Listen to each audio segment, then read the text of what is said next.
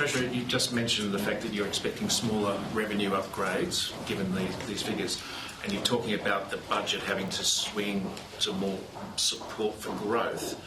Is there a danger of adding to inflationary pressures by running a deficit in the next financial year? We've already forecasting one, but I think most expectations have been around a fairly substantial improvement. But you're trying to put a bit of cold water on that right now. Well, what I'm trying to explain to yourself and your readers and to the Australian people is that we have been quite successful with an almost sole focus on inflation to this point. In the first couple of budgets, we know from the ratings agencies and comments from the Reserve Bank and credible commentators that our efforts to get the budget in much better nick has played a role, combined with our cost of living help, the way that's been designed, in ensuring that inflation can moderate in our economy. So we had an almost sole focus on the inflation fight, and that will change over time inevitably. Inflation is still our primary focus. I think it is still the main challenge in our economy.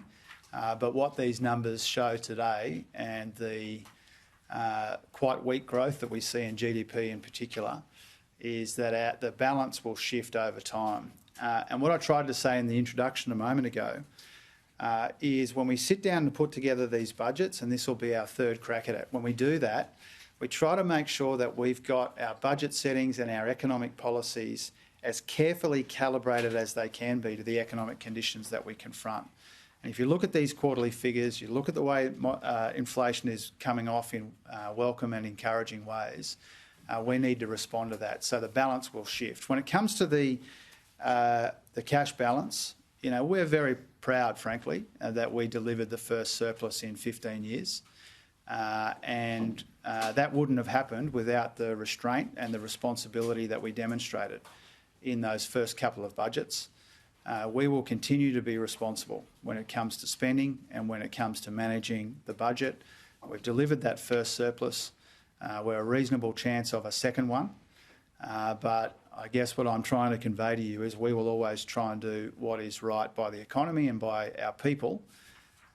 And that will drive the final budget position that I release and Katy releases in May.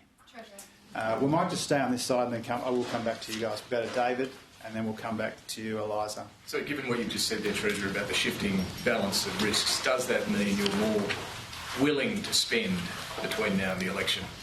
It shows we continue to be willing to do the right thing by the economy and particularly focused on the economic conditions that we confront.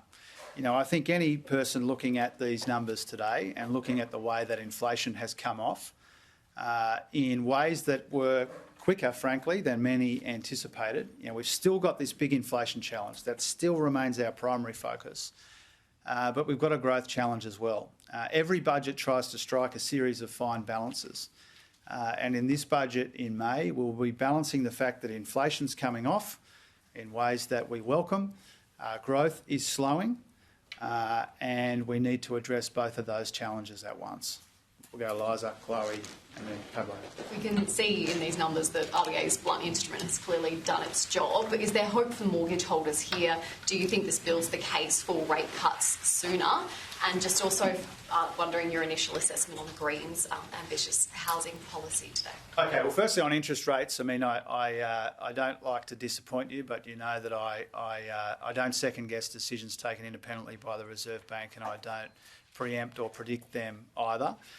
The market has a pretty firm view about future directions in interest rates, and I'm not here to kind of quibble with that or second-guess that either.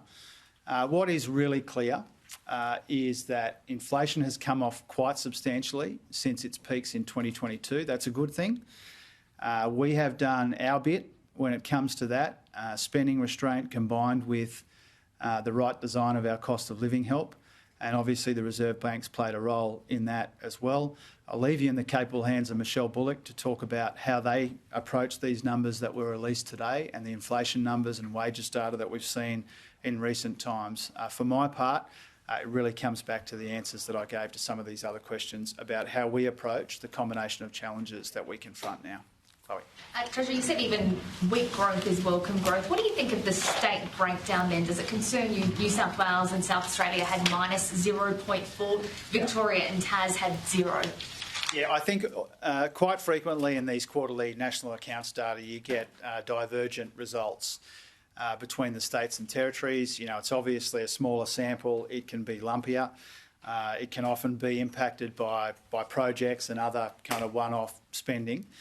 But clearly, when you've got higher interest rates and you've got the economy slowing, that impacts different parts of Australia disproportionately. We've talked about that on other occasions here in this room. In New South Wales and especially Sydney, there is a lot of mortgage pressure. And no doubt that plays out in how we think about consumption and some of these other measures. So a slowing economy, higher interest rates, all of these things impact differently around Australia. We know the impact in aggregate terms. We have a bit of a sense from these national accounts about what that means state by state. And I think it just tells us what we already knew, is that different people are doing it tougher depending on what their personal circumstances are.